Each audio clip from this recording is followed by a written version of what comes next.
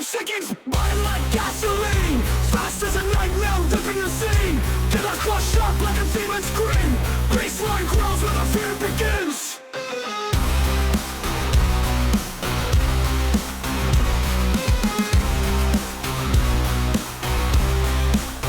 5 seconds, fast as a nightmare, dipping the scene. Gas blood corpse off like baseline grows where the fear begins. Go to the garage. Meet the ghouls. Enjoy the gore. Enjoy the gore. Hello, welcome to the Garage Ghouls of Gore. I'm Josh. And I'm Carl. It has been reported that Gary Ridgway is on his deathbed. Yeah, hopefully.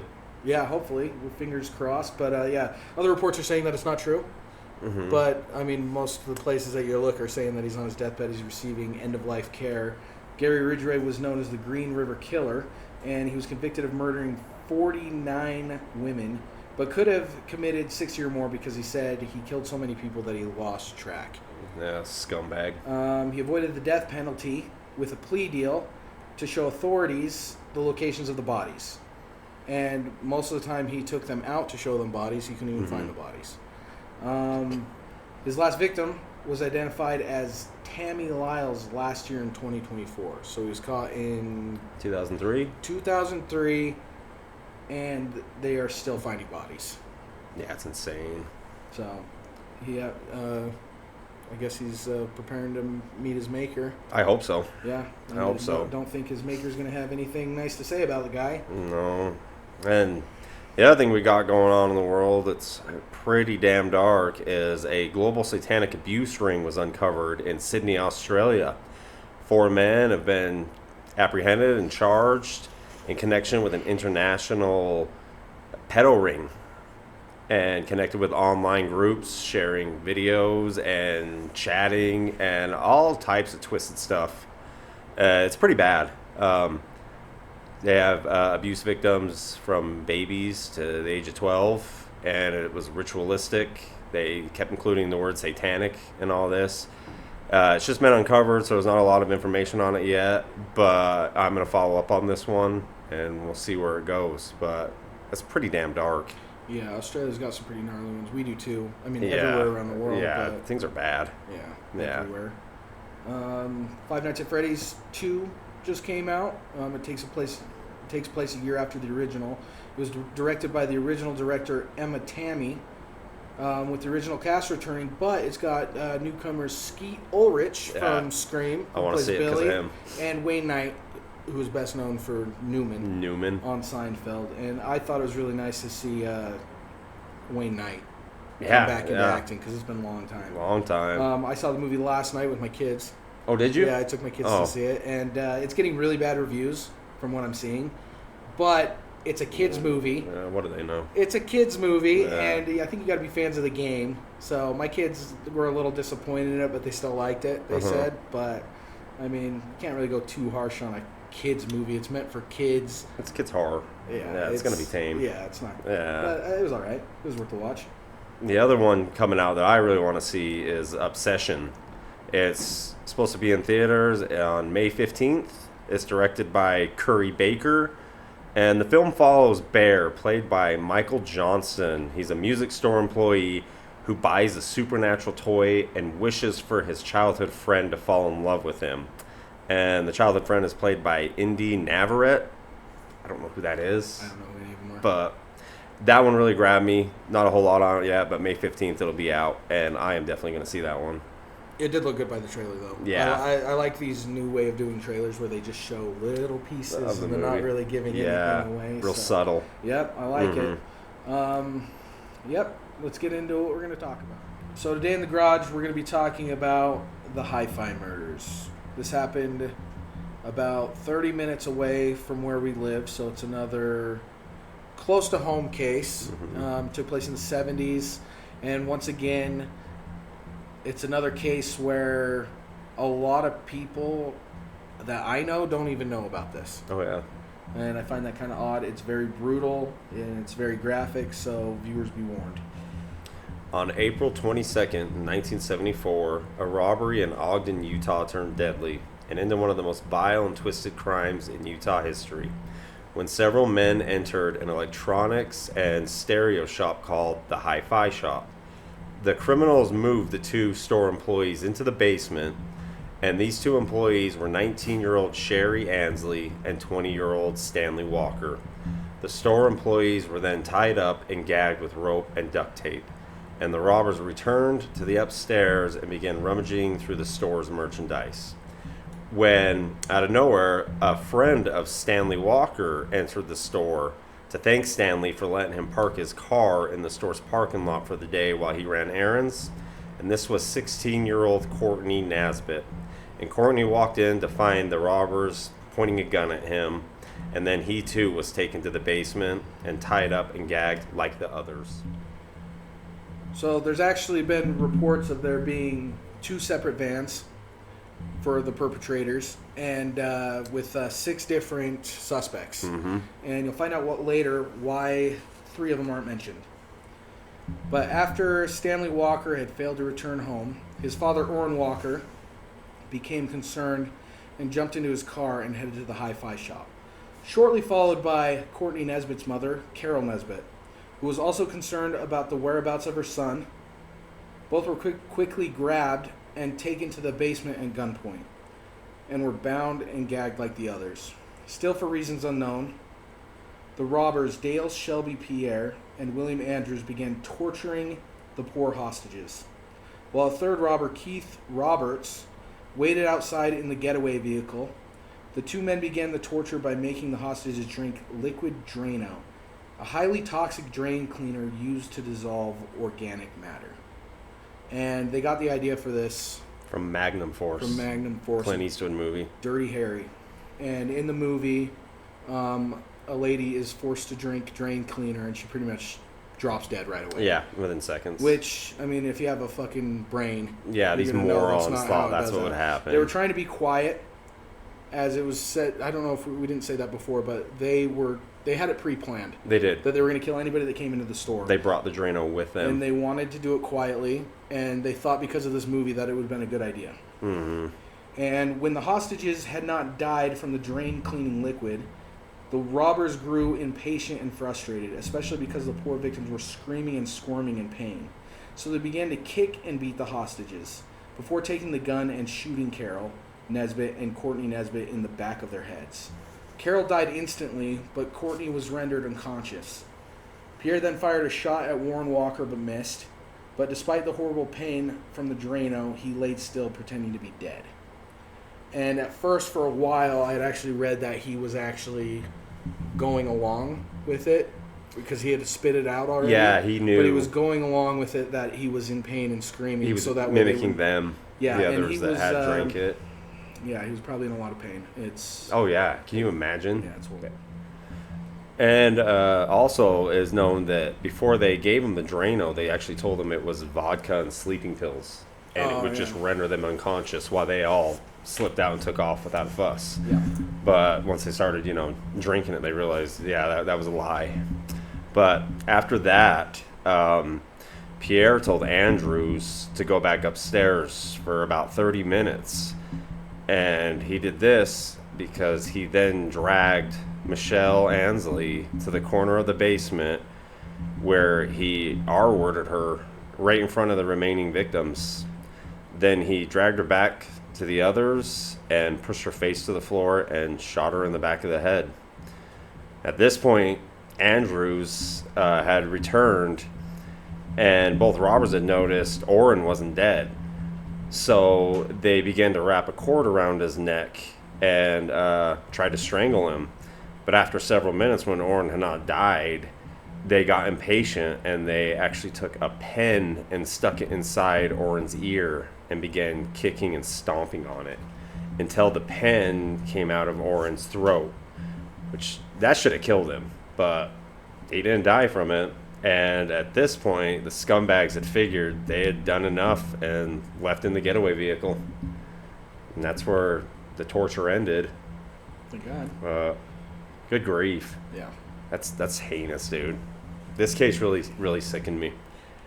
It's really sickening. It's very graphic. So, I mean, how could someone do that to another person? That's what gets to me. It's the fact that kicking a pen in their ear. I mean, making a girl drink Drano, then R-wording her, like, yeah, pretty bad. after several hours had passed, Orrin's wife and mother of Stanley Walker grew concerned and headed to the hi-fi shop along with their son. They entered into the shop and heard noises coming from the basement. They kicked the door down and discovered the horrible aftermath of what had happened hours earlier. Stanley and Michelle were dead at the scene. Carol later died at St. Benedict's Hospital. Courtney was unconscious and clinging to life.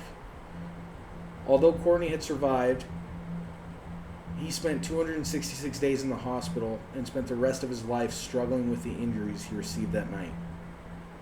Orrin was conscious but in bad shape. With the amount of damage the robbers had done, they were both lucky to be alive. Luckily, by the next day, the police caught a break when two boys were dumpster diving and found the wallets and purses of the victims. They reported to police, and this dumpster just happened to be by Hill Air Force Base, a military station in Ogden, Utah. About 45 minutes from here. Yep. I do construction, and the company I am working for is actually working on that base right now. Oh, yeah? So, yeah. Nice, dude. You're where I the guess. creeps are living. Yeah. But I'll be telling all the guys about the story. I yeah, guess. you'll have to. The police arrived to gather evidence in hopes of identifying potential suspects. They closely watched the base airmen gather together to witness the police search for evidence. And they happened to notice several of the airmen acting nervously. And this happened to be Pierre and Andrews, who were acting very uneasy and anxious. The two men were pacing and seemed to be arguing. A supervisor who was over the airmen had also made a report on how suspicious the two men had been acting. And warrants were issued, and the two scumbags' barracks were searched, and the evidence was overwhelming. A contract for a storage unit was found, and the unit happened to be only 1 block from the hi-fi shop. And inside the unit was all the stolen goods from the hi-fi shop. Why would anybody do anything this bad just for the hi-fi shop? Was why would you do it for stolen goods? I know, Anything this right? horrible, and it's just electronics. Right. Hi-fi shop was electronics. I mean, they stole $24,000 worth of stuff, which by today's money, probably close to over $100,000. But yeah, for money and goods. Hopefully, when you put in my jacket on, it's not too loud Oh. for you guys. Sorry, it's cold in Utah today.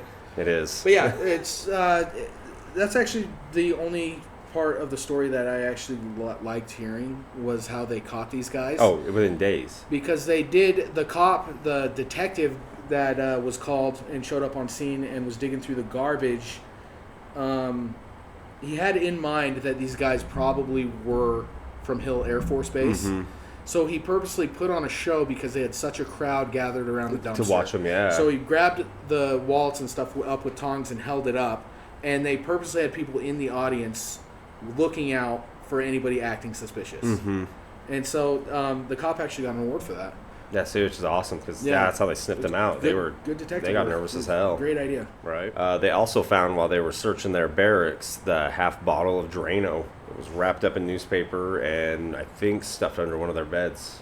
So even more damning evidence. Yeah, I wonder why they would want to take that with them. Dude. Maybe, I don't know, fingerprints on it or something. The three men were tried together for first-degree murder and robbery. Courtney Nesbitt was not able to stand trial due to the injuries the robbers had inflicted on him. But Orrin Walker provided key testimony against the robbers. Also the fact he witnessed all the disgusting acts the two men committed on everyone else and his son. The third man who acted as the getaway driver was Keith Roberts. He was only charged with robbery. He testified against the other two. Mm-hmm. And Roberts also claimed he did not know anybody was murdered and that he thought the shop was empty and closed for the night. He was sent to prison and paroled in 1987 and ended up offing himself in 1992. He didn't do a lot of time in prison. I also saw something that said that he was actually seen outside the store In court, he said that he never even got out of the van, but people actually saw him pacing outside the front, Oh, really? back and forth. Yeah, and he still got paroled. Didn't do a lot of time, and he actually ended up working in an electronics shop. Yeah, yeah. Before killing himself, Yeah, which that says a lot to me. yeah. He killed himself right after one of the guys got. Well, I'm about to read it, so I'll just read it right now. Yeah. As for the other two scumbags, Pierre and Andrews, they were found guilty on all counts and sentenced to death. On August 28th, 1987, Pierre was given the lethal injection, and Andrews was given the needle on July 30th, 1992, after 18 years on death row. And what disgusts me is they were they were charged with 3 counts of murder and 3 counts of robbery. And I think Pierre should have been charged with rape too. Yeah, Yeah, definitely. And definitely. even the getaway driver, if you're part of something like this, they discussed in many sources saying that they had pre-planned to kill everybody. Yeah, that's why they showed up with Drano. Yeah, exactly. Yeah, So I mean- the getaway driver, even if he wasn't planning on killing anybody, he still should have been. Yeah, he should have left their asses there or something. He should have got. I mean, he should have got a lot worse. He should have. I mean, think that's one of the things that bugs me too. Is he could have done anything to stop it. yeah. And then going back to what we talked about with the 2 vans, there were 3 suspects that were never caught. Yeah, never identified. No, you can't find anything Anything about on these them. guys. And so that means there's 3 people that were involved in this disgusting, horrible, heinous act Yeah. that are just walking around free. And they were probably at Hill Air Force Base. As well. Probably. They probably all And if- knew each other. And I don't know how creeps find I don't know know. how freaks find each other like this. And if they're around the same age as all the perpetrators, because they were all between 19 and 21, they're probably still alive. Yeah, I mean, it's a difficult case to look up. There's a lot of different information on it too. There was, and like your source that you got says the lethal injection on both of them, right? But Mhm. one of them that I got said that one of them actually got Firing squad. Oh, so yeah, I heard they both got lethal injection. So it's really hard to find It is. certain things on this case. I did find one good thing that these guys, Pierre and Andrews, they had a hard time in prison. Did they? Yeah, Good. yeah, nobody liked them. Good. Probably because of the crime, and they were on death row, so you're with a bunch of different scumbags. Right. And even amongst the scumbags, they were the scumbags. Really? Yeah. Well, yeah, what they did, man. Yeah, I don't know. This case got to me. I always read all about this stuff, but this one's always been one that's like, God. Yeah, it's a brutal one. Yeah. I mean, but good. I'm glad their last years on Earth was miserable. Yeah. One other thing that I read was they, for some reason, people were trying to get these guys off the death penalty. I don't know why. A lot. And they claimed racism. So Pierre and Andrews were both black. And all They were both black males, and all the Mhm. jury was white. Mm-hmm. And So were the victims. yeah. So I mean, are we going to let someone get away with kicking a pen in someone's ear, making people drink Drano, raping someone? Oh, well, we need to let them go because racism. yeah, Really? it's one of those Really? things. There was that, and then also Andrews.